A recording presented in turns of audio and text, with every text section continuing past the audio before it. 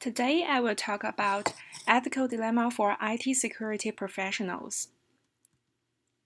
First, let me illustrate the problem. IT security personnel often has access to confidential data and knowledge about individuals and companies' networks and systems that give them a great deal of power. That power can be abused, either deliberately or inadvertently. But there are no standardized training requirements for hanging out your shingle as an IT security consultant or in-house security specialist. Here are some dilemma examples. Should you read the private email of your network users just because you can? Is it okay to read employees' email as a security measure to ensure that sensitive company information isn't being disclosed? Is it okay to read employees' email to ensure that company rules aren't being violated, for instance, against personal use of the email system? If you do read employees' email, should you disclose that policy to them before or after the fact? Is it okay to monitor the websites visited by your network users? Should you routinely keep logs of visited sites? Is it negligent to not monitor such internet usage to prevent the possibility of pornography in the workplace that could create a hostile work environment? Is it okay to read documents and look at the graphics files that are stored on users' computers or in their directories on the file server? We are not talking about legal questions here. A company may very well have the legal right to monitor everything an employee does with its computer environment. We are talking about the ethical aspects of having the ability to do so. A common concept in any ethics discussion is the slippery slope.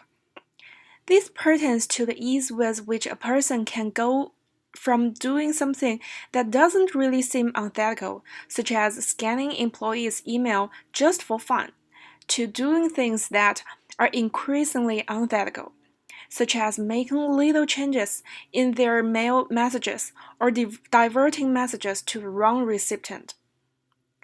In looking at the list of privacy issues above, it's easy to justify each of the actions described.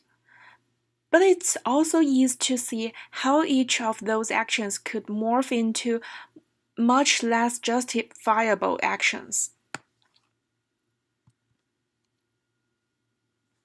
The problem we discussed above can have the influence on real world. For example, what if your person of random document reviews company trade secrets? What if you later leave the company and go to work for a competitor? What if the documents you read show that the company was violating government regulations or laws? Do you have a moral obligation to turn them in, or are you ethically bound to respect your employer's privacy? Then there are money issues. Is it wrong for you to charge hundreds or even thousands of dollars per hour for your services? Or is it a case of whatever the market will bear?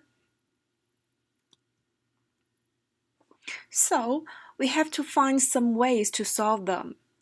Ethical guidelines are needed.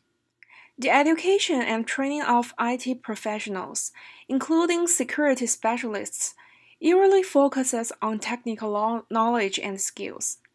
You learn how to perform tasks, but with little consideration of how those abilities can be misused. In fact, many IT pros doesn't even realize that their jobs involve ethical issues. So we need to establish ethical guidelines to educate them. So now we discussed the ethical dilemma for IT professions.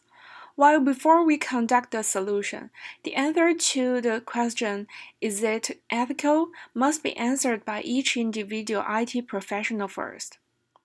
Now, some voluntary professional associations, such as the Association for Computing Machinery, have developed their own codes of ethics and professional conduct, which can serve as a guideline for individuals and other organizations.